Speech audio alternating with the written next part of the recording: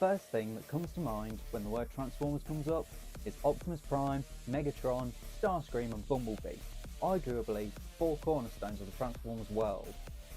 But there's 3 more when it comes down to the Signature 7, those being Soundwave, Devastator and arguably the fan favourite, Grimlock. The first appearance of Grimlock and his Dinobot pals was in the Season 1 Episode 7 titled SOS Dinobots, showcasing his immense strength against the Decepticons and proving to the Autobots that they were a match to even themselves. The toy itself was planned to be a part of the second year releases, however found its way into the final quarter of the first year. This was due to his popularity within the cartoon itself, and so his legacy was born. So today we're going to take a look at probably the best Grimlock that they ever made. The Studio Series 86 Lead Class Grimlock. What do you mean we don't have that? Take a look at another Grimlock. Like what? Power of the Primes? I mean, he's okay I guess, but he had his issues, especially in Volcanicus. I mean, without the upgrade kit, he doesn't look quite right. With G1, it's brilliant, but we also don't have that. An alternate universe. Like what, the Energon one? That's terrible. One that turns into a car? No, something ain't right there. Grimlock's always been a T-Rex. That's kind of his staple, part of his character. You take that away, it's not Grimlock.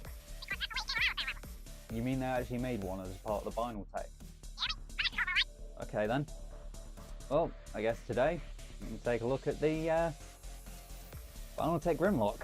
Yep, they did it. They made a Grimlock that doesn't turn into a T-Rex. And, well, to be honest, here in his Ford GT mode, he actually looks quite good. It is a beautiful Mustang. Very, very nice. And it is 1:24 scale, so it is pretty much just a model car in this mode. It is absolutely gorgeous, done in this nice silver sort of die-cast and plastic. It is absolutely gorgeous. The fact that they could make a Transformer like this that looks perfect in its vehicle mode and can transform into a robot is incredible, especially for the early 2000s. I mean, the Binaltech line originally came right after the 20th anniversary Masterpiece Optimus, so they took a lot of inspiration from the engineering on that to create what is essentially a perfect rendition of a model car that could turn into a Transformer. Like I said, it's done in this lovely silver paint with some black highlights for the grille at the front. Lights at the front are just done in that opaque orange. Leather seats in the interior are done in a very sort of red-ish orange, which you can open the door and see some interior. Some orange on the side of the door on the inside with black. Some lights on the back done in red. Same here. Lovely little license plate with Grimlock's name and Autobot insignia. The GT logo just there, and there's also the Mustang logo at the front, along with the GT symbol on the side. Yeah, it is a really nice rendition of that Mustang GT. Like I showed, it has a very nice detailed interior with doors that can open. Wind mirror there. Both doors will open, so you can get a full scope for it, and they will extend out on a sliding joint, so you can get a nice, very nice open on those doors. You can also pop the hood to reveal a engine block, which is very nice. Again with that Mustang logo on the front. You've also got a trunk at the back, but I doubt you'll be fitting a suitcase in there. It is such a nice little car mode. Now, this engine block can be removed, which is done in a lovely chrome paint, and there is a separate use for this that we will get into in robot mode. There is also, on the bottom, this sword, which again will be more for robot mode. But yeah, it is a very nice car mode. So getting into transformation, it's certainly a fiddly one. Parts do like to pop off, like you will see here. The legs popped off. But it's an enjoyable one. It's complex, but it's simple in the way that it's engineered and built. There are hallmarks of course, the Masterpiece range within the figure and where all of that engineering sort of came from. As you see, the head popped off. It went pretty far, to be fair, when it did pop off. Like I said, parts do pop off. Commonly it's that back panel that becomes his cape, that's also the undercarriage of the car, and the doors do like to pop off quite easily, especially on this figure. A lot of other figures, they will stay on a bit more, but it's an enjoyable transformation nonetheless. I do quite like it. Yeah, transformation can be a bit of a pain on this guy. Unfortunately, this mould is a bit annoying. Not quite as fluid, shall we say, as some of the other alternator figures, but still quite an enjoyable transformation. So here in robot mode, you can really see Grimlock shine from that lovely classic head sculpt, broad shoulders to the big chunky legs. He really does sort of look the part. I mean, it is Grimlock wearing a car, but he does look great. So a lot of that silver does carry over alongside some grey, some black and some more orange, which does make him look good. He does really look like he's wearing a car though. I mean, that was sort of part of the whole problem with Binaltech and alternators as a whole. I know that a lot of people aren't a fan of them, but I genuinely love the Binaltech line because of how intrusive and sort of how connected they are to the Masterpiece line. Because without these guys, we wouldn't really have the Masterpiece line as a whole. So getting into that head sculpt, it is gorgeous, done with that nice blue. For the visor, you can just see his eye poking out, a little bit of red on the head, and that sort of brassy mouth plate. Articulation on this guy is pretty good for what is essentially a 2002 figure. His head is on a ball joint and on a hinge at the neck because of transformation, so you can play about with how you want it. His shoulders are on a swivel, so you can get a 360 on that. I won't dare to do that because the doors do like to pop off. You've got a hinge here at the elbow. You've then got a hinge, sorry, not at the elbow, at the shoulder. The bicep, you have an in and out, which is on a stalk, so you get a ball joint on that elbow there.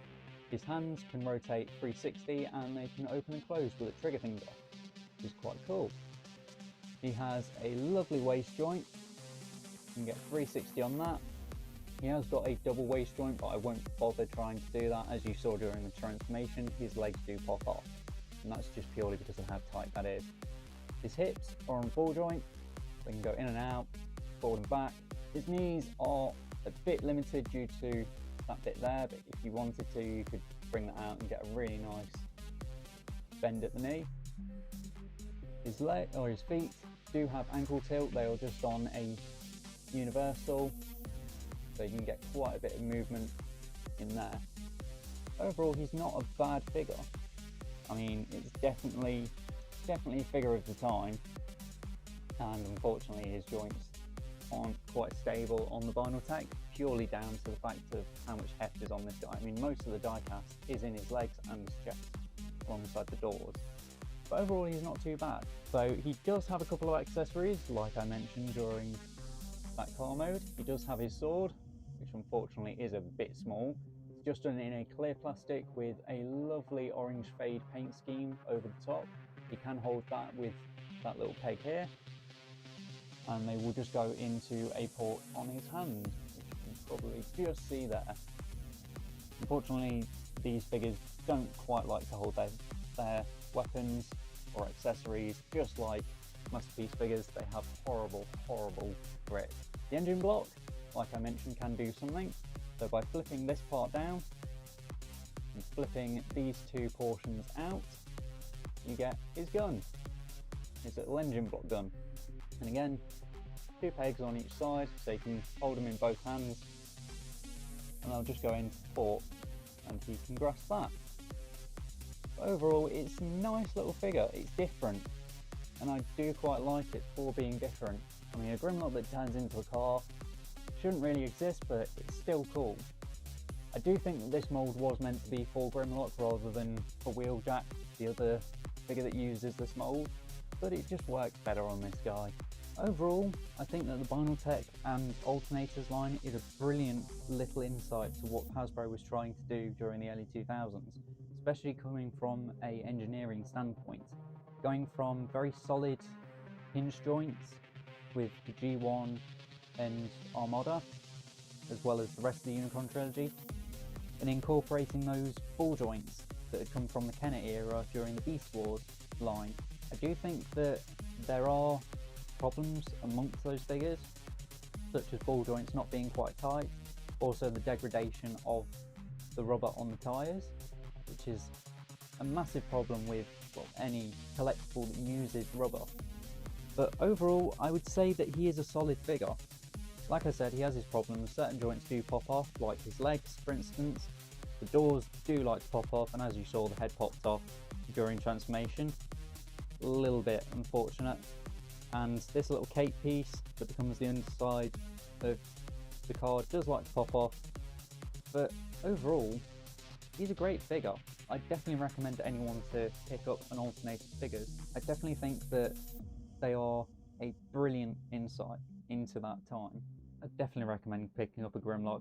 He looks cool in both modes. I mean, his shelf presence alone looks great. It is odd to see a Grimlock that doesn't turn into a T-Rex, still cool. That's been my look at the Alternators Binaltech Grimlock. Like I said, it's a great figure, certain issues here and there. Like with any of the Alternator figures, or any figure in general, there's always going to be a few downsides to the figures. But if you did enjoy this video, don't forget to subscribe, drop a like, and a cheeky little comment on what you think of this guy and the rest of the Alternators line. For now, I've got something special in the works for you. I'll see you then. If you guys enjoyed this, then why don't you head over to Leicester Vintage Toy Shop channel and check out their Toy Shop on Tour series, as we follow Joe and Gav's adventure around the UK and Europe, exploring new toy shops and collecting some old toys. Action figures, dolls, Star Wars, weird stuff, Transformers, monsters, space